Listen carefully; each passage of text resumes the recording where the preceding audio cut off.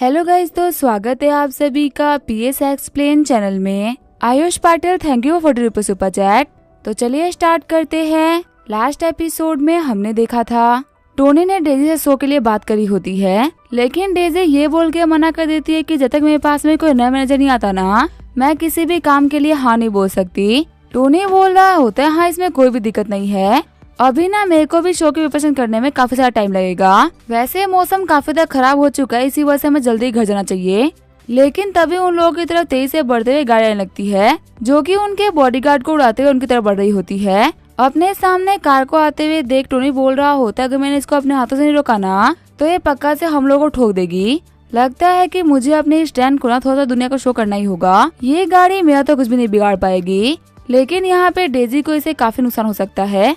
तभी टोनी आगे वाली गाड़ी को पकड़ते उसको पूरी तरीके से पिचका देता है और डेजी तक पहुंचने से पहले उस गाड़ी को पूरी तरीके से पिचका देता है। उसके बाद वो उस गाड़ी को उठाते उसको फेंक देता है। शॉक्ड होते हुए डेजी सोच रही होती है मुझे अपनी आंखों पे बिलीव नहीं हो रहा, मेरे सामने यहाँ पे टोनी ने एक बहुत ही स्पीड में आते हुए कार को उठा के फेंक दिया। और कमाल की बात तो यह है कि उसने पूरा का पूरा काम अपने हाथों का यूज करते हुए किया है। क्या टोनी कोई सुपर ह्यूमन है? क्योंकि नॉर्मल इंसान तो इतना खतरनाक काम नहीं कर सकते। हम देखते हैं वहाँ पे इतने बड़े एक्सीडेंट की वजह से काफी सही भीड़ लग गई होती है। भीड़ में खड़ा एक बंदा सोच रहा होता है ये तो फेल हो गया, लगता है कि अब टोनी स्टार्क को मारने का मौका मेरे को मिलेगा और इस मौके में ना मेरे को फेल नहीं होना। ये बोलते हुए अपने गन को निकालते हुए शूट करना स्टार्ट कर देता है। टोनी सोच रहा होता है मुझे अपने पीछे से ना किलिंग इंटेंट फील हो रहा है, यहाँ पे कोई तो है जो कि मुझे शूट करने वाला है। लेकिन तब तक उस बंदे ने टोनी की तरफ शूट कर दिया होता है, लेकिन काफी इजीली टोनी से अपने खाली हाथ से उस गोली को पकड़ लेता है। शॉक्ड होते हुए सारे बंदे बोल रहे होते हैं यहाँ पे चल क्या रहा है? ये बंदा गोलियों को अपने हाथों से पकड़ रहा है, क्या यहाँ पे कोई मजाक चल रहा है क्या? टोनी के स्टैंड को देखते हुए असेसिन भी काफी ज्यादा शॉक हो गया होता है। असेसिन बोल रहा होता है ये क्या हो रहा है, हमें तो इन्फॉर्मेशन दी गई थी कि ये बंदा कोई बिजनेस टाइकून है, तो फिर आखिर इसके पास में इनविंसिबल स्ट्रेंथ था कहाँ से रही है? इसने अपने खाली हाथों का यूज करते हुए बुलेट को पकड़ लिया।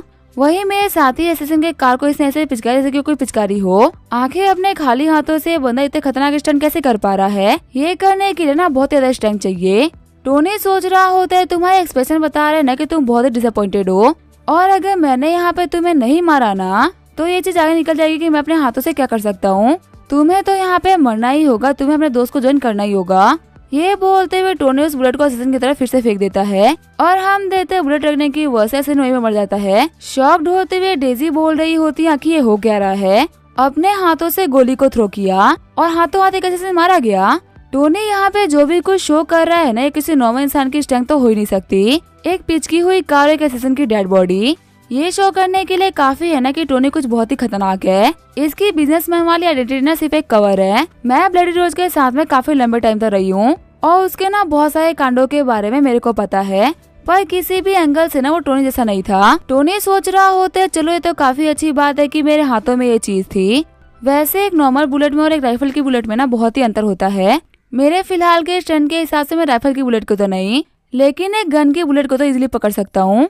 पर अगर मैं सच बोल रहा हूँ तो मैंने इस चीज को आज से पहले कभी भी ट्राई नहीं किया था और मेरे को लग रहा था कि मेरे ऊपर ना कोई स्नीक अटैक हो सकता है। इसी वजह से मैंने अपने पास में पहले ही ना आयरन केचप मंगा लिया था। ये अपनी तरफ आ रही किसी भी आयरन की चीज को ना काफी इजीली पकड़ सकता है। अगर कोई पावरफुल इंसान इसको होल्ड करता है ना तो उसके हाथों में सिर्फ और सिर्फ छोटी मोटी फ्रैक्चर आएगी और वो बुलेट को ना काफी इजीली रोक सकता है। ऐसे में मेरी स्ट्रेंथ जो काफी ज्यादा बढ़ चुकी है, इसको मेरे रोकना तो काफी ज्यादा आसान होता।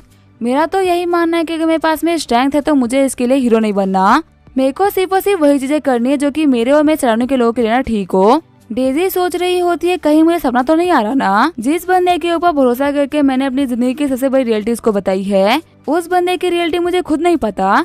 मुझे याद है कि मैं ना बचपन में एक शो देखा करती थी जिसका नाम था सुपरमैन। उस शो के अंदर ना हमेशा सुपरमैन अपनी सिटी को बचाया करता था। वो हर किसी की हेल्प करता और उसके पास में ना इतनी स्ट्रेंथ भी थी कि वो हर किसी की हेल्प कर सकता था। उस समय सभी लोगों का सपना है ना कि वो सुपरमैन और टोनी स्टार्क जैसा बन सके।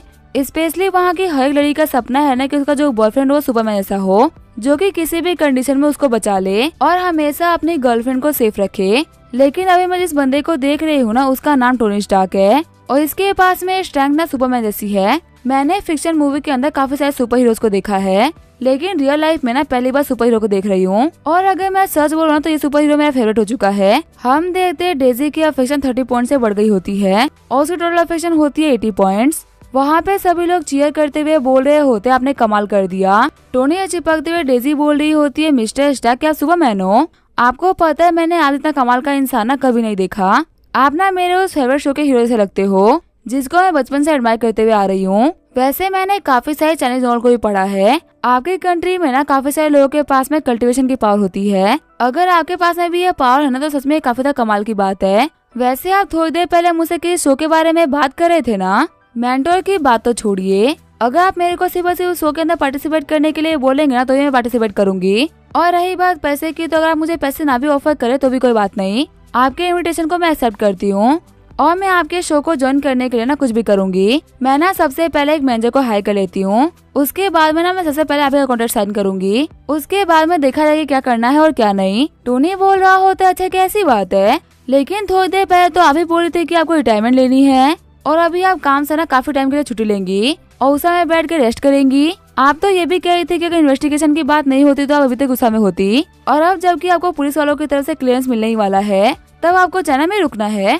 डेजी बोल रही होती है आपको पता है मेरा माइंड चेंज हो चुका है, आपको ना मेरे से पुरानी वाली बातें करने की बिल्कुल भी जरूरत नहीं है। वो सारी बातें मैंने ऐसे ही कही थी, अब ना उन बातों का कोई मतलब नहीं है। मिस्टर स्टार्क आपने मुझे जो भी ऑफर दिया था ना मैं उस ऑफर को एक्सेप्ट करती हूँ। उम्मीद है कि हम दोनों साथ में मिलकर ना काफी कमाल का शो बना पाएंगे, एक ऐसा शो जो कि आपकी कंट्री हमेशा याद रखेगी। सीन चेंज होता है, पुलिस स्टेशन का सीन दिखा जाता है। इंटरोगेशन रूम के अंदर हम देते टोनी का बयान लिया जा रहा होता है। चीफ बोल रहे होते इस बार मिस्टर स्टार्क के ऊपर ना काफी खतरनाक अटैक किए गए हैं। इनके ऊपर जो असैसिनेशन अटैक है ना वो डे बाय डे सीरियस पे सीरियस होते जा रहे हैं। पहले हमारे नाक के नीचे से किसी ने इनको पॉइजन दे दिया था और आज इनके ऊपर 5 मिनट के अंदर 2 अटैक होना, ये कोई मजाक नहीं चल रहा है। मिस्टर टोनी स्टार्क ना हमारे कैपिटल सिटी के अंदर है और सभी को पता है कि हमारे कंट्री के ना वेल्दिएस्ट पर्सन है। जब ये हमारी कंट्री के सबसे सेफ जगह पे ही सेफ नहीं है तो लोग हमारे बारे में क्या सोचेंगे? लोग तो यही बोलेंगे ना कि कंट्री के बिलियनर से सेफ नहीं है तो फिर आखिर नॉर्मल लोगों का क्या होगा? कैप्टन क्या इस केस के अंदर थोड़ी बहुत प्रोग्रेस हुई है क्या, या फिर अभी भी हमारी इन्वेस्टिगेशन वहीं पे है जहाँ पे स्टार्टिंग में थी? कैप्टन बोल रहे होते हैं चीफ हम लोगों ने ना अपनी तरफ से बहुत कुछ ट्राई करा लेकिन अभी तक तो हम लोग कुछ भी पता नहीं चल पा रहा। हमें तो ये भी पता नहीं चल पाया ना कि जिसने मिस्टर स्टार्क को पॉइजन दिया था और जिसने मिस्टर स्टार्क के ऊपर फायर करा और उनके एक्सीडेंट कराया, ये सारे के सारे बंदे सेम है कि अलग अलग है। हमने मिस्टर स्टार्क और मिस डेजी दोनों का इंटरोगेशन करा और इन दोनों ने ही बिल्कुल सेम बयान दिए हैं। मिस डेजी ने मिस्टर स्टार्क से बात करने के लिए ना उनको डिनर पे इन्वाइट किया था और डिनर करके जैसे ये लोग बाहर निकले ना इन लोगों के ऊपर अटैक हो गए। जब ये वहाँ पे डिनर कर रहे थे ना तब वो वहाँ पे ना बहुत ही हाईली सिक्योरिटी दरबार गार्डेड थे और जब ये डिनर करके बाहर भी निकल रहे थे तब भी इनके आसपास में 2 सिक्योरिटी गार्ड मौजूद थे। आपको पता है चीफ नॉर्मली ऐसे कंडीशन में कोई बंदा ना असैसिनेट करने का ट्राई नहीं करता, हमेशा असैसिनेशन ना तभी होते हैं जब कोई बंदा अकेले में होता है। लेकिन इतनी घटिया कंडीशन में जहाँ पे किसी को भी असैसिनेट करना बहुत ही मुश्किल है, वहाँ पे भी उस असैसिन ने अटैक कर दिया। ये चीज ना मेरे को अभी भी समझ में नहीं आ रही। चीफ बोल रहे होते क्या तुम्हें इस चीज के अलावा और भी कुछ पता है क्या? अपने जो भी स्टेटमेंट है ना उन सभी के सभी को रिकॉर्ड कर लो और फटाफट से केस को आगे बढ़ाओ, क्योंकि जो हायर अप्स है ना वो हमारे ऊपर प्रेशर बना रहे हैं कि मिस्टर टोनी स्टार्क के ऊपर जो भी अटैक हो रहे हैं ना वो जल्द से जल्द बंद होने चाहिए। कैप्टन बोल रहे होते वैसे चीफ एक चीज ना और भी अजीब थी, लेकिन ये चीज ना असैसिन की तरफ से नहीं हुई है।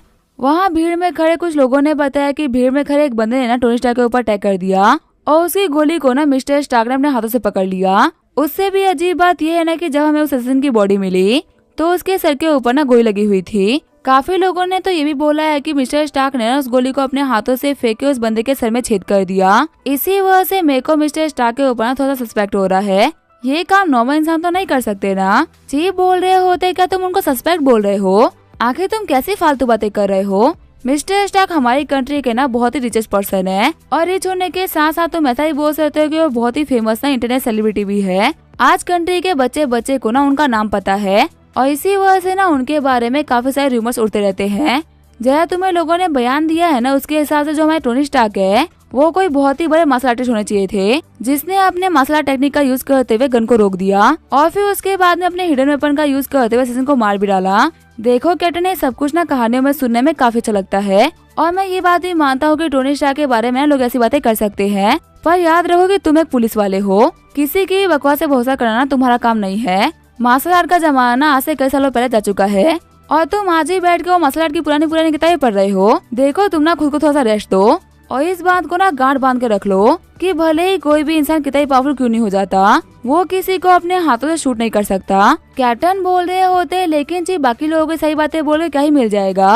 और ऊपर से ना हमने भी इस चीज को इन्वेस्टिगेट करा है। वहाँ से जाते हुए चीफ बोल रहे होते टोनी स्टार्क को मिस सूट को ना जाने दो और हाँ इनकी जो सिक्योरिटी है ना वो पहले से ज्यादा टाइट कर दो। सबसे बड़ी चीज तुम ना जाके पहले रेस्ट करो। मैं मानता हूँ कि हायरअप्स के ऑर्डर से, लेकिन तुम ना अपने मेंटल हेल्थ को खराब मत करो। तुम्हारी मेंटल हेल्थ इतनी खराब हो चुकी है ना कि तुम यहाँ पे लोगों की फालतू बातों के ऊपर भरोसा कर रहे हो। सीन चेंज होता है, हमें टोनी के होटल का सीन दिखाया जाता है। वुशुआंग बोल रही होती है टोनी क्या तुम ठीक हो?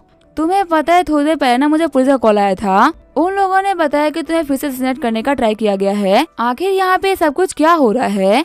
मेरे को तो यहाँ पे कुछ समझ में नहीं आ रहा। पता नहीं वो कौन कमीना है जो कि तुम्हें मारने के लिए डेस्परेटली तुम्हें पीछे लगा हुआ है। टोनी बोल रहा हो तो असैसिनेट अटैक के बारे में मैं तुम्हें क्या ही बताऊं। अब तो मेरे को ये बिल्कुल भी सीरियस नहीं लगता, या फिर यूँ बोलो ना कि मुझे इसकी आदत पड़ चुकी है। दिन में अगर एक बार असैसिनेट अटैक ना हो ना तब तक मैं मन ही नहीं मानता। ईहान बोल रही होती है टोनी का तुम्हें ऐसे टाइम पे भी मजाक आ रहा है? तुम्हें पता है ना कि ये कंडीशन कितनी सीरियस हो चुकी है।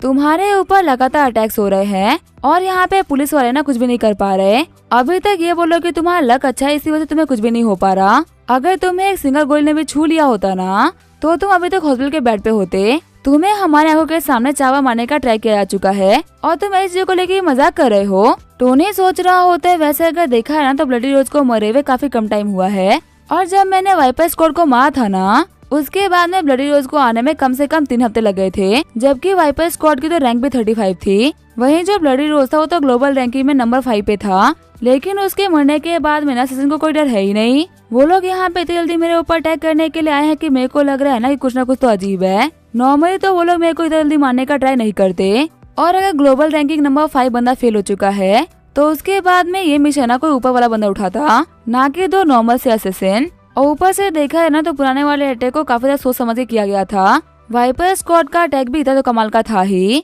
कि मैं उसको ना नोटिस नहीं कर पाया था और मेरे कार का एक्सीडेंट हो गया था। पर आज के अटैक को देख के लग रहा था ना कि ये बहुत ही जल्दीबाजी में किए जा रहे हैं, मानो कि असिस्टेंट को ना वेट ही ना हो मुझे मारने का। और अपनी जल्दबाजी के चक्कर में ना उन लोगों ने काफी हद तक हम लोगों को चौंकाना भी कर दिया था। इतनी सारी चीजें ना कॉन्सिडेंस तो नहीं हो सकती। यहाँ पे पक्का से कुछ तो अजीब है। अब यहाँ पे जो भी कुछ अजीब है ना वो डार्क वेब के ऊपर जाने के बाद ही पता चलेगा। ईहान बोल रही होती है टोनी और वुशुआंग क्या तुम लोगों ने एक चीज नोटिस करा है क्या?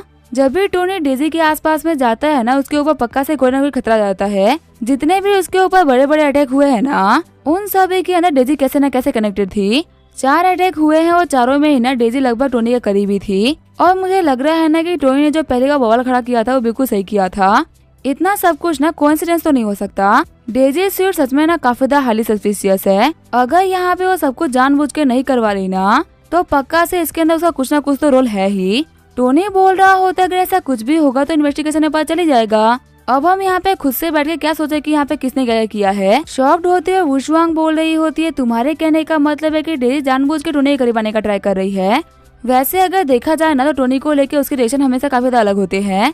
वो ना नॉर्मल से काफी अलग बिहेव करती है टोनी के साथ में। टोनी बोल रहा होते है वुशुआंग एटलीस्ट तुम तो ऐसा मत करो। तुम यहाँ पे छोटी सी बात के ऊपर ना काफी ज्यादा ओवररिएक्ट कर रही हो। चिढ़ते हुए वुशुआंग बोल रही होती है क्या मैं ओवररिएक्ट कर रही हूँ?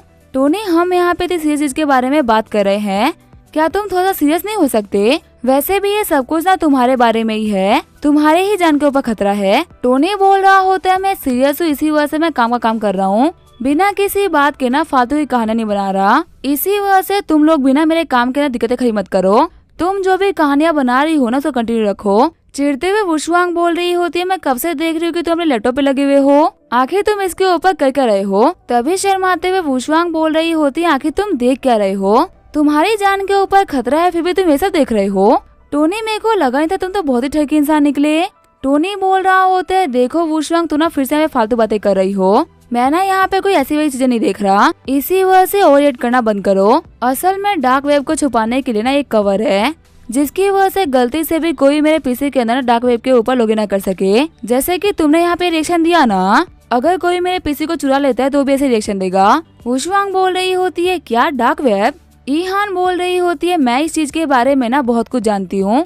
डार्क वेब एक ऐसी चीज होती है ना जहाँ पे असैसिन को हायर किया जाता है और काफी सारी चीजों को स्मगल किया जाता है। मनी लॉन्ड्रिंग का भी बहुत ही बड़ा हिस्सा डार्क वेब कवर करता है। टोनी, क्या तुम डार्क वेब के ऊपर भी हो? टोनी बोल रहा होता है, देखो मैं तुम्हारे सामने ही लॉगिन कर रहा हूँ। ये बोलते हुए टोनी डार्क वेब में लॉगिन कर जाता है। तभी उसके सामने सबसे पहले चीज आती है ग्लोबल किल ऑर्डर। वुशुआंग बोल रही होती है, टोनी ये चीज क्या है? टोनी बोल रहा होता है, शायद से किसी के ऊपर ना ग्लोबल किल ऑर्डर को ना जारी किया गया है। पता ही है जो भी बंदा है ना वो तो पक्का से नहीं बचेगा। देखते हैं आखिर ये बदनसीब बंदा है कौन। लेकिन तभी वो देखता है कि ग्लोबल किल ऑर्डर किसी और के ऊपर नहीं बल्कि टोनी के ऊपर ही होता है। ये देखते हुए तीनों ही काफी ज्यादा शॉक हो गए होते हैं। और इसके आगे क्या होगा वो हम देखेंगे नेक्स्ट एपिसोड में। तब तक के लिए वीडियो देखने के लिए थैंक यू।